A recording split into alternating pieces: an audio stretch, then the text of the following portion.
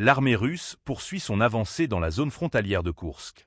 Une route stratégique, la liaison Yunakovka-Sudza, est désormais sous contrôle de tir, menaçant directement le ravitaillement des forces ukrainiennes stationnées à Sudza. Si ce corridor est complètement coupé, la garnison ennemie risque de se retrouver totalement isolée.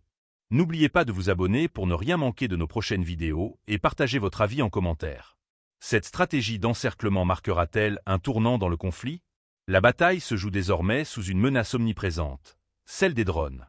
De jour, impossible d'atteindre les positions avancées de l'artillerie russe sans être immédiatement repéré. Les essaims de drones ukrainiens quadrillent la zone, scrutant chaque mouvement. La seule option reste de progresser sous le couvert de la nuit, à l'heure où les équipes de surveillance ennemies se relaient et où les drones de jour sont remplacés par ceux équipés de caméras thermiques, plus rares et plus coûteux. Dans cette guerre d'adaptation permanente, la supériorité technologique ne garantit pas la victoire. L'artillerie russe, bien que redoutable, ne peut échapper à la réplique des unités ukrainiennes.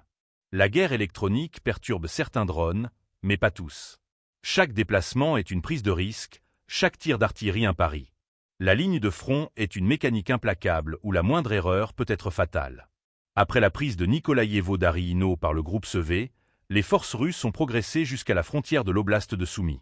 Désormais, elles exercent une pression intense sur la route Yunakovka-Sudza, un axe vital par lequel transitent renforts, munitions et matériel vers le front. En cas de coupure totale, la garnison ukrainienne de Sudza se retrouvera en situation de siège, privée d'approvisionnement, dans une position de plus en plus intenable. L'objectif est clair, contraindre l'ennemi à abandonner ses positions sans même engager un combat direct. Privés de ressources, les soldats ukrainiens n'auront d'autre choix que de se replier ou de subir une offensive terrestre décisive.